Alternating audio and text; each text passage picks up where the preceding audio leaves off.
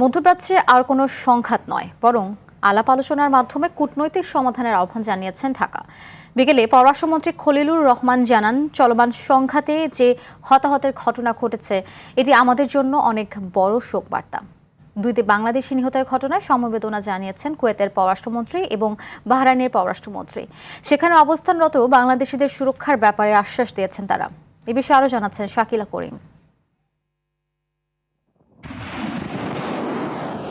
মধ্যপ্রাচ্যের বিভিন্ন স্থানে ইরানের ক্ষেপণাস্ত্র ও ড্রোন হামলায় আরব আমিরাতে সিলেট প্রবাসী সালেহ আহমেদ, বাহরাইনের সন্দ্বীপ প্রবাসী মোহাম্মদ তারেক নিহত হয়েছেন। এছাড়াও বাহরাইনে 3 জন আহত ও কুয়েতে 4 বাংলাদেশি আহত হয়েছেন বলে জানায় প্রবাসী কল্যাণ মন্ত্রণালয়। এদিকে সংযুক্ত আরব আমিরাতের জেবেল আলী বন্দরে আটকে আছে বাংলার জয়যাত্রা। RFL gas stove hassle free auto ignition নিশ্চিত করে ঝামেলাহীন রান্না। আরএফএল গ্যাস স্টোভ, নিরাপদ ও ঝামেলাহীন।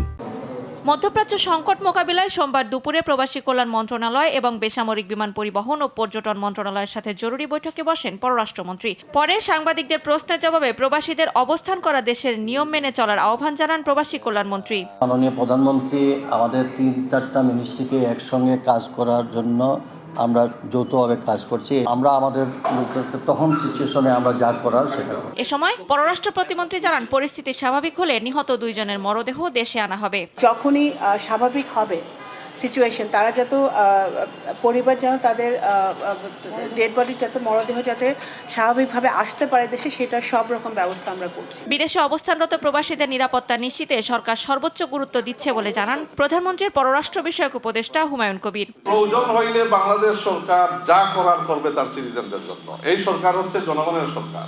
তো এই সরকার জনগণের পাশে থাকবে, বাংলাদেশিদের পাশে থাকবে। তো ওয়েরএভার এই বাংলাদেশিদের ওয়েলফেয়ার নিশ্চিত করতে হয়, এই সরকার সব উদ্যোগ নেবে।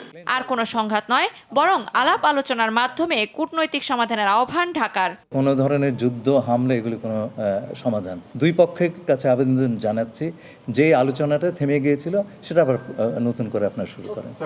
এর আগে সকালে যুক্তরাষ্ট্র ইসরায়েলের যৌথ হামলায় ইরানের সর্বোচ্চ নেতা আয়াতুল্লাহ আলী খামেনির মৃত্যু সংবাদে শোক প্রকাশ করে বাংলাদেশ।